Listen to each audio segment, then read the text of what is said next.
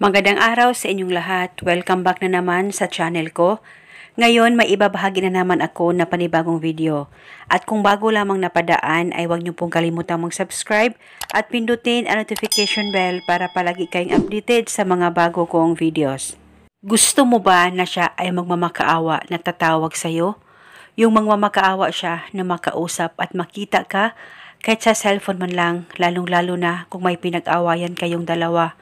At matagal na siyang hindi nagpaparamdam sa'yo. At ngayon, gusto mo na siya ay magmamakaawa sa kakatawag sa'yo. Nang sa ganon, ikaw ay makausap niya at maging okay at maayos kayong dalawa. Kaya gawin itong ritual na buo ang loob at tiwala mo. Dapat hindi ka nagdududa o nagdadalawang isip na gawin ito.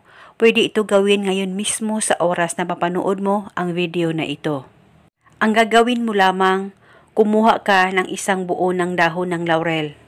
Kahit hindi po masyadong buo, kahit may punit kaunti ay pwede pa rin gamitin. At pagkatapos kumuha ka rin ng panulat kahit anong kulay at isulat mo sa dahon ng laurel ang pangalan at apelyido niya ng isang beses. At sa likod ng dahon ng laurel ay isulat mo ang contact number niya o kahit na anong contacts na meron ka sa kanya. At pagkatapos nito, bago mo sunugin itong dahon ng laurel, hawakan mo muna ito saglit, mag-focus at mag-concentrate ka. Pakaisipin mo siya at ibulong mo ang spell na ito. Pangalan at apelyido, sa kapangyarihan nitong dahon ng laurel, magpamakaawa kang tatawag sa akin ngayon mismo. Ibulong mo lamang ito ng paulit-ulit kahit ilang beses. At pagkatapos, kumuha ka na ng lighter o pusporo at sunugin mo itong dahon ng laurel. At hayaan nyo lang po ang abo kung saan nyo po sinunog ang dahon ng laurel.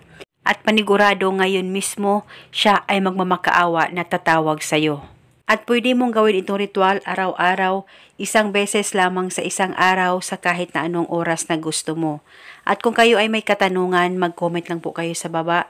Maraming salamat po sa panunood. May God bless us all.